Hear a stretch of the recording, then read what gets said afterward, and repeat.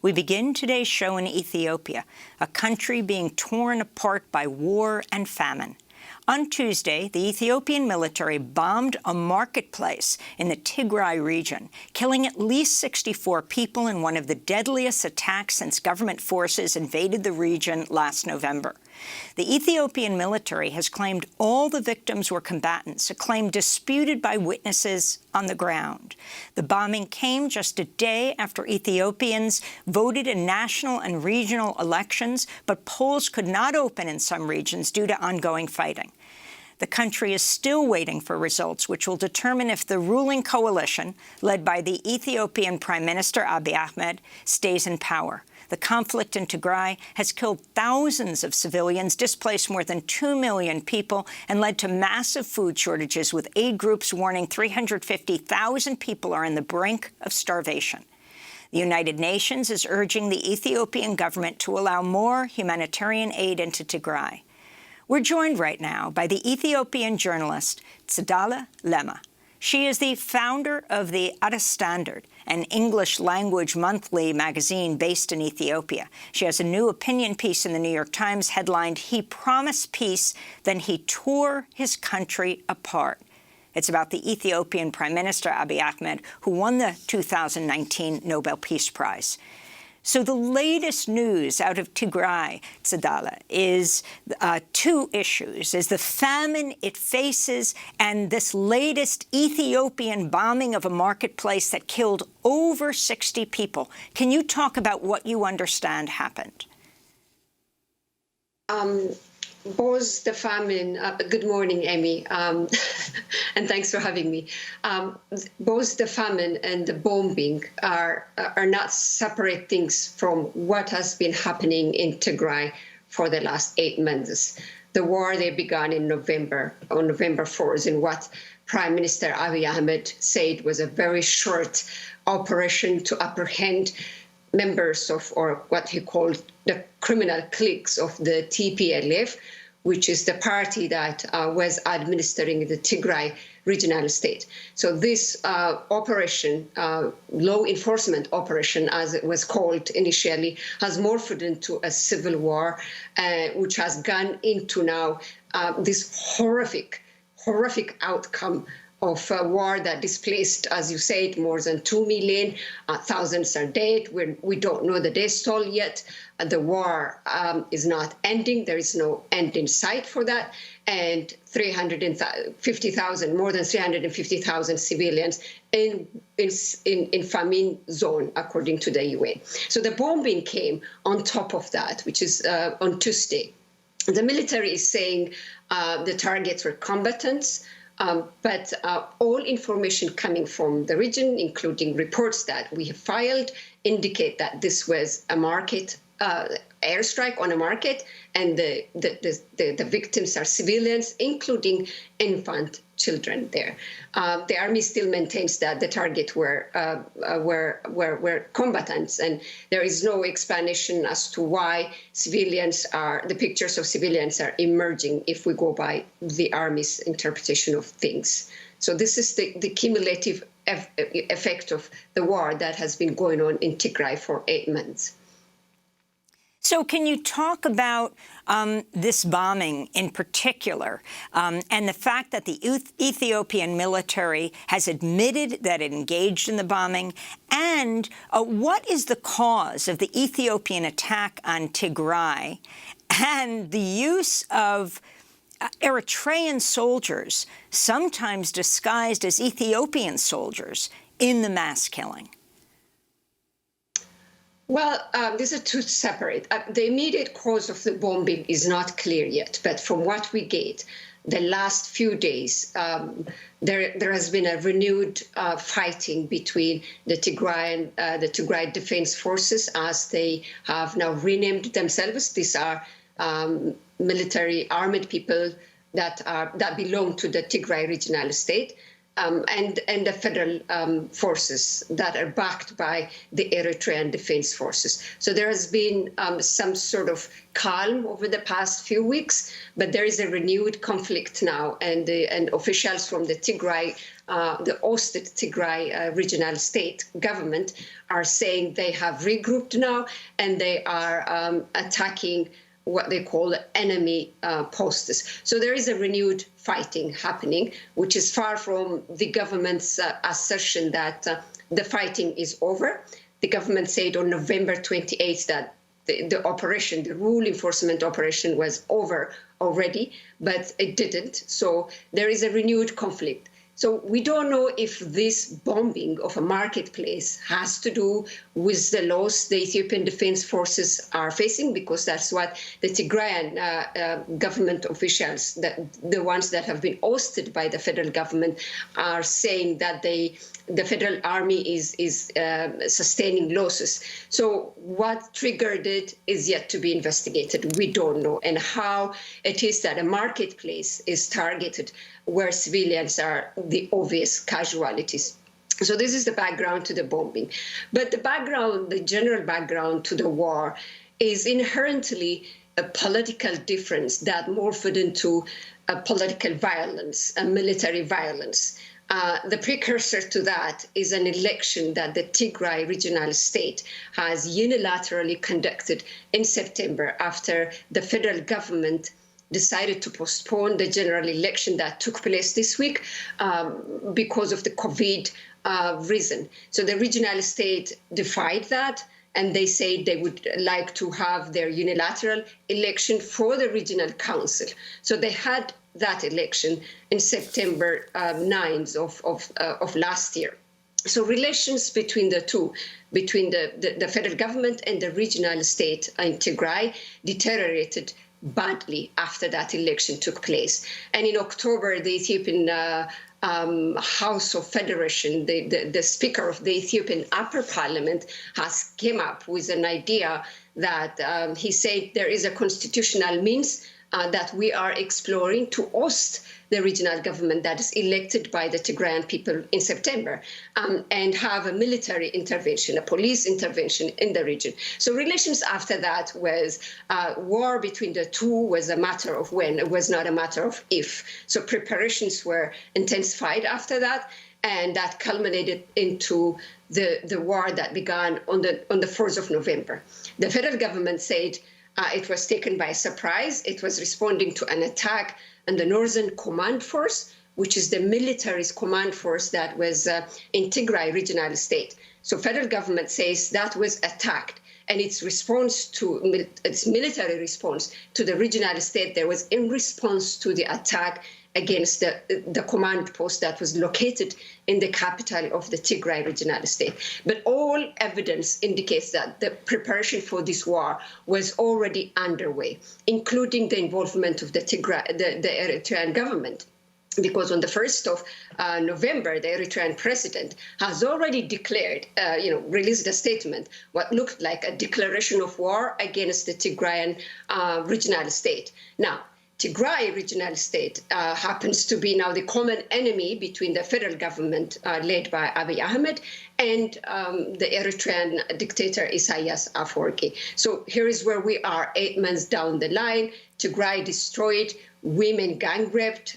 In fact, sexual assault is being used as a weapon of war, including hunger being used as a weapon of war. A lot of other sorts of war crimes being committed in Tigray regional state as we speak. So the initial cause is that political disagreement between the federal government and the Tigray regional state. You write in your New York Times op-ed piece, he promised peace, then he tore his country apart, saying the war in Tigray, though exceptional in its brutality, is not an isolated case. Can you give us the history of Prime Minister Abiy Ahmed, who amazingly won the Nobel Peace Prize just 2 years ago in 2019. Your response at the time, since you talk about this not being isolated, and what that means for today in the midst of this election. Yeah, so Prime Minister Abiy Ahmed was a largely unknown figure 3 years ago. He came to the helm after the previous regime, which is a coalition of 4 major parties and 5 other small periphery parties, almost collapsed under the weight of an incessant protest by the Oromo, the Amhara, and also other minority groups in the southern region of the Ethiopian Federation. So after 4.5 years of incessant protest against the previous regime, what we call the EPRDF regime, EPRDF decided that it was about time it changes leadership. It was about time it reforms itself and saves itself from the tide of the public protest. So Prime Minister Abiy Ahmed came on the back of that protest, particularly in Oromia regional state, where the protest had first started in April of 2014. It went on until 2018 when he came.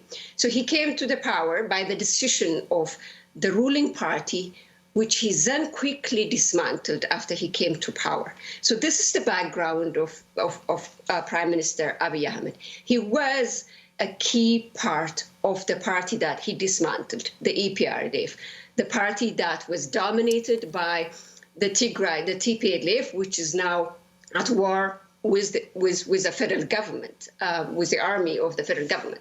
And so when he embarked upon changing or reforming that party that was collapsing under the weight of popular protest, what he did was to implement those directions put in place by the EPRDF.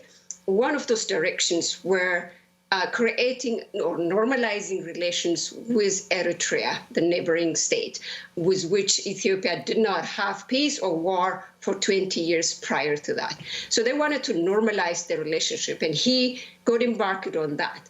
But instead, what he did was normalize relations between himself and the Eritrean dictator Isaias Afwerki. The relationship between Ethiopia and Eritrea did not take any form, any institutionalized form for that matter. In fact, the Ethiopian parliament did not even approve what kind of peace pact that the prime minister has signed with dictator Isaias Afwerki in Saudi Arabia. So we don't know what's included in this peace pact. So 2 years down the line, Eritrea finds itself deeply involved in the war against the Tigrayan government in the north. So the Nobel Peace Prize was given to Prime Minister Abiy Ahmed barely a year after he initiated this normalization of relationship about which we don't know nothing. And the rest of the world also don't know anything about it. But there was a lot of photobombing. There was a lot of ecstatic moments in this normalization of relations. But deep inside, it is now looking like it was a pact against the Tigrayan government in Tigray, which is neighboring the Eritrea. Eritrea has a long-standing grievances against the TPLF, because TPLF was at the helm of the regime that Prime Minister Abiy Ahmed dismantled. And during that time, Ethiopia had this 2-year war, 1998-2000, in which Eritrea was defeated, and a peace agreement did not hold because Eritrea didn't get the land, the disputed land. It was decided to Eritrea by an international arbiters. Eritrea did not get that. So there's a bitter relationship between the TPLF and the Eritrean regime in Asmara. So it was a payback time for Isaias Afwerki to go and get the TPLF leadership, who have humiliated his forces in the war in 1998-2000. So this is a pact between the two, targeting a common enemy. That's the background of the coming into power of Abiy Ahmed, which has now morphed into him being a Nobel Peace Prize winner, presiding over one of the most devastating civil wars in Ethiopia. On Monday, UN Human Rights Chief Michelle Bachelet said she was deeply disturbed by continued reports of human rights violations in Tigray. The humanitarian situation is dire, with reports of denial of humanitarian access in some localities and looting of aid supplies by soldiers. An estimated 350,000 people are threatened by famine. Speaking to the BBC, Ethiopia's Prime Minister Abiy Ahmed denied that there's famine in Tigray. There is no hunger in Tigray. There is a problem in Tigray, and the government is capable of fixing that. There's no hunger in Tigray. Let's talk about that situation and the accusation by so many that aid is being blocked from getting to those in need and the extent of the famine. Well, multiple reports from the ground, reports from humanitarian agencies, largely under the United Nations, attest to the devastating situation of the humanitarian crisis there. And the number, there are people dying as we speak of hunger. In fact, the first report of people dying of lack of food came out in January, as far back as January, by a local authority which was instituted by the federal government. There is an interim government now that's trying to govern Tigray regional state. So an official of this interim government has already said 13 people have died of lack of food. That is in January. So things have only deteriorated since January. Nothing has improved. So the UN estimates this much number are now in famine zone. And the Prime Minister clearly says there is no hunger in Tigray. And that's the crux of it, the denial. The denial and the lack of humility in recognizing that people are dying as we speak because they cannot eat. And this lack of admitting to the role of the Eritrean forces there, who the UN clearly identified as culprits of forces that are deliberately denying people access to food. They are also denying farmers from plowing because Tigray is home to the peasants. It's a peasantry zone, and it's a farming season now. And if they do not farm their lands now, there will be an extended famine in the region. In these last 30 seconds, what can be done, Tsedale? Well, Tigray is not the only problem Ethiopia is facing today. The Prime Minister has massively mismanaged this transition, a once-in-a-lifetime opportunity. Oromia is also another region now which is experiencing a rebels movement, Benishangul regional state, Amhara regional state. They're all under some form of government crackdown, and they all trace back their differences to a political difference. So what we need now is to try to look into this politically and try to find political way out of it. This you cannot do it by jailing your opponents, dissidents, and by bombing your critics and your dissidents. You cannot do this. You can only do this by having a political solution. The Prime Minister thinks now he may have a mandate as an elected Prime Minister, but what he's going to do after that is going to define his term in the office, whether he will return back to the reform and have a democratic process in motion, or whether he wants to continue jailing his critics, killing and bombing is, the region that refused to submit to his rule. So the only way out of this is a political solution.